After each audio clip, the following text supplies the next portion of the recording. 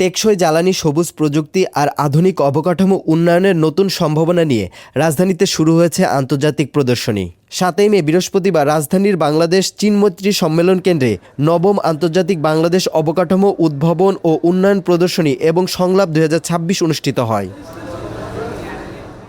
৩ দিনব্যাপী এই আয়োজনে অংশ নিয়েছে ১২টি দেশের প্রায় ১৪০টি দেশি বিদেশি কোম্পানি ও প্রতিষ্ঠান।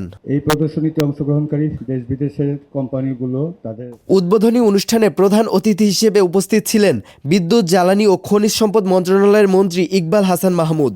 প্রধানমন্ত্রী আমাদের নেতৃত্বে একটা কমিটি করে দিয়েছে, যে কমিটি আপনাদেরকে কিভাবে পলিসি সাপোর্ট দিলে আমরা এটাকে খুব দ্রুত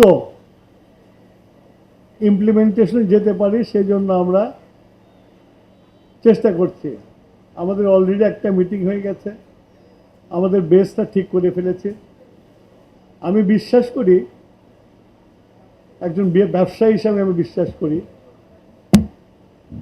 যে গভর্নমেন্ট যদি কোনো সেক্টরকে পলিসি সাপোর্টটা ঠিক মতো দেয় তাহলে দেশে বিপ্লব আনতে পারে। দেশি বিদেশি উদ্যোক্তা, বিনিয়োগকারী, নীতি নির্ধারকদের মধ্যে নতুন সহযোগিতা ও সম্ভাবনার সেতুবন্ধন তৈরি হবে এমন প্রত্যাশাই করছেন আয়োজকরা।